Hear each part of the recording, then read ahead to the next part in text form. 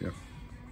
Vi får at vide, at vi har en fejlkode her, der siger FMI 3, som så betyder spænding for høj.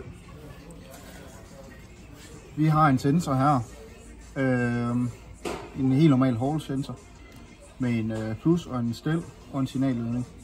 Måden hvorpå det her virker, det er, at vi får 12 volt ind af den herop, hvor vi så har en modstand på ca. 750 ohm og 750 ohm hernede.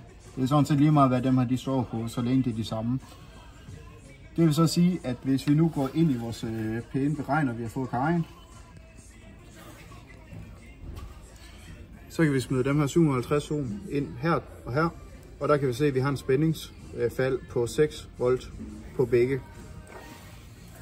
Det vil så sige, at hvis vi nu måler med vores flø, og vi måler spændingsfald over den her, så skulle vi gerne have en spændingsfald på cirka 6, og det samme sker hernede. Herinde der har vi en Hall element, som også laver en variabel modstand ved hjælp af magnetisme. Der går vi ind og måler på vores signal, hvor vi så har vores arm. Den går så ind og måler på mellem 4,75 og så 0,25 volt. Helt præcis, hvad den her Hall element, hvor stor modstand den har, det ved vi ikke, men det er teoretisk. Hvis vi så kan se ind i CDS, at vi har en spænding på 5,5 volt, når den er skubbet helt ud. Det vil så sige, at den skal jo gerne ligge på dem der max 4,75, for at den sender en fejlkode, men vi kan måle 5,5 volt.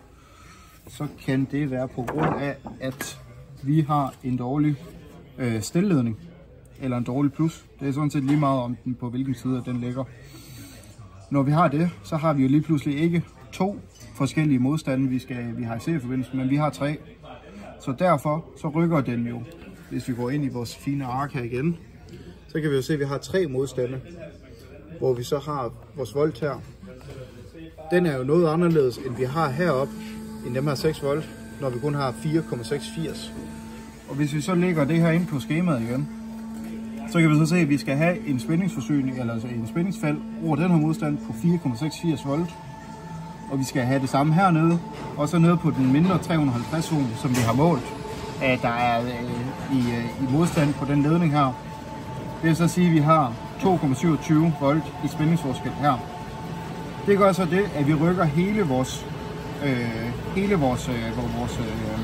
spændingsfald, eller spændingsmodstand, variabel modstand. Da vi nu har 12 volt minus 4,680 volt på grund af spændingsfald, så har vi jo 7,14 i stedet for dem her 6 volt, som vi havde før. Og det gør så også, at vores nedre grænse, den flytter sig også. På grund af dem her 2 her, de skulle lige pludselig dele. Og det gør simpelthen, at vi nemlig kan komme op på dem der 5,5 volt, som vi nu kan måle inde i CDS. Ude på føleren kan vi godt måle det, vi skal måle, altså max 5,75.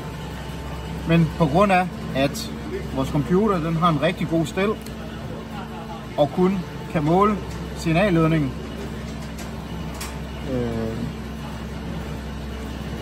så laver den jo så fejl, på grund af, at den måler ikke det samme, som den gør herude jo.